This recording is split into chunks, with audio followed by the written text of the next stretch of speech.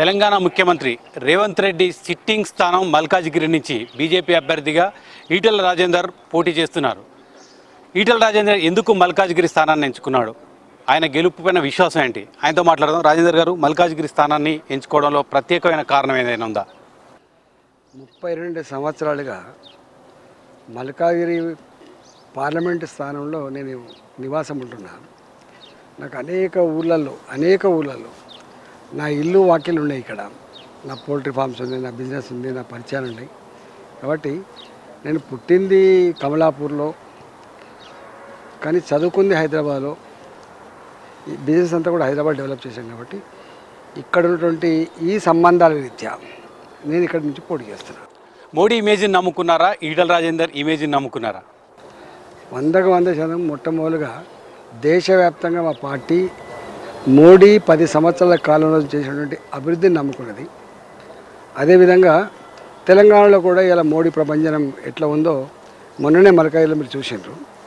న్యాచురల్గా నాలాంటి కూడా 20, 22, 23 సంవత్సరాలుగా ఈ ప్రాంతంలో ఉంటున్నటువంటి వాటిగా ఈ ఉద్యమంలో 32 సంవత్సరాల కాలంలో 23 సంవత్సరాలు దాదాపుగా నేను ప్రజా జీవితంలో ఉన్నవాడిని. కాబట్టి డెఫినెట్గా నేను తెలియని మనిషి ఉండడు, నేను తెలియని కుటుంబం ఉండదు.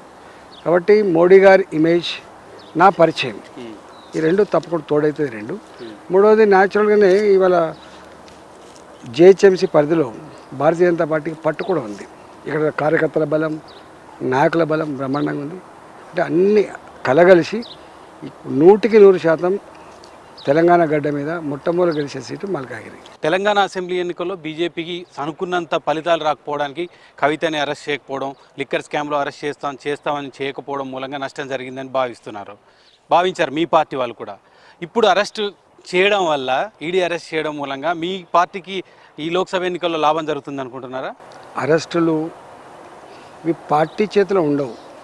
అరెస్ట్ చేయన్నా చేయకూడదని పార్టీ చేతిలో ఉండదు. నెంబర్ 1. నెంబర్ 2 ఏంటంటే,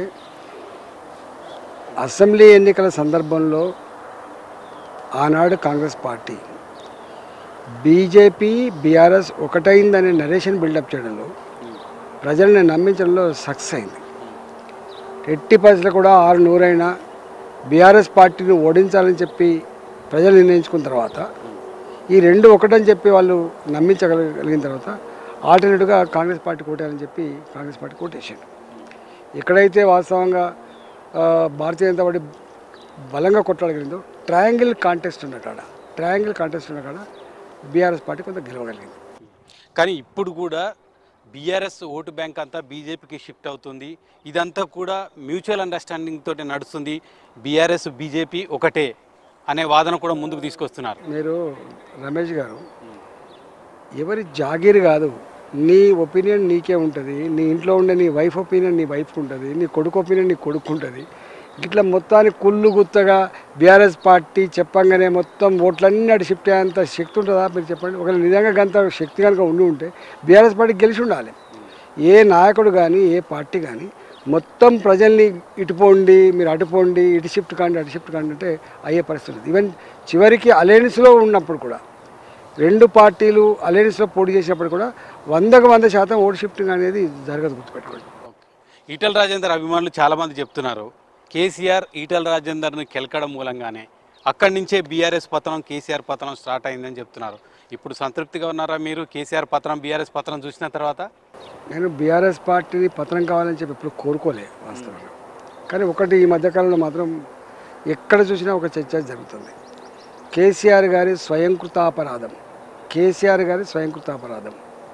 కేసీఆర్ గారు జరుగుతున్న నష్టాలని కంట్రోల్ చేయడంలో విఫలమైనటువంటి భావన బలంగా కనపడతా ఉంది. కానీ మీకు అనిపిస్తుంది? మూడవది, నేను బీఆర్ఎస్ పతనాన్ని ఎప్పుడు కోరుకోలే వాస్తవంగా.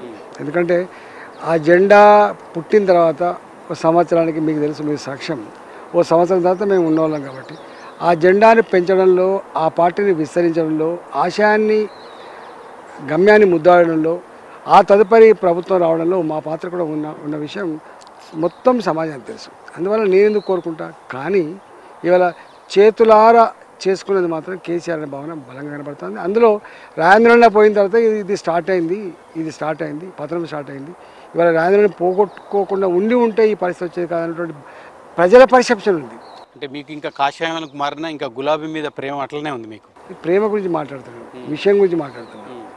ప్రజలు ఏమనుకుంటున్నారు, వాస్తవం ఏందో మాట్లాడుతుంది తప్ప నాకు ఈ పార్టీ మీద ప్రేమ, ఇప్పుడు ఆ పార్టీ మీద న్యాచురల్గా ఉంటుంది కదా. టీఆర్ఎస్ పార్టీ ఉన్నప్పుడు టీఆర్ఎస్ పార్టీ మీద ప్రేమ ఉంటుంది, ఇవాళ భారతీయ జనతా పార్టీ ఉన్నప్పుడు భారతీయ జనతా పార్టీ ప్రేమ ఉంటుంది కదా. ప్రేమ ఉండకుండా ఎందుకుంటే చెప్పండి. మీరు ప్రభుత్వంలో ఉన్నప్పుడే మీ మీద అనేక ఆరోపణలు చేశారు భూములకు సంబంధించి. ఇప్పుడు కవిత మీద కూడా ఆరోపణలే అంటున్నారు. మీ మీద ఆ రోజు బర్తరఫ్ చేశారు, మిమ్మల్ని మంత్రివర్గం నుంచి తొలగించారు.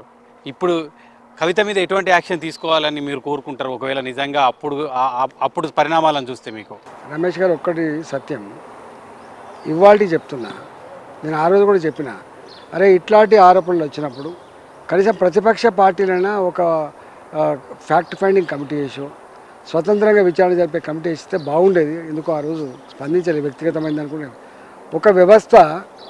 ఒక వ్యవస్థకు వ్యవస్థ అధికారాన్ని అడ్డం పెట్టుకొని నా ఒక్కడి మీద దాడి చేస్తున్నప్పుడు, నా ఒక్కడిని దోషి నిలబెట్టే ప్రయత్నం చేస్తున్నప్పుడు పార్టీ ఏమైనా కావచ్చు, ఇదేమైనా కావచ్చు ఇష్యూ, కానీ ఈ ఆరోపణ చేయబడ్డ ఇష్యూ నిజమా కాదా అనేటువంటిది చెప్పాల్సినటువంటి బాధ్యత ప్రతిపక్షాల పైన ఉండే, కానీ ఎవరు చెప్పలేకపోయింది.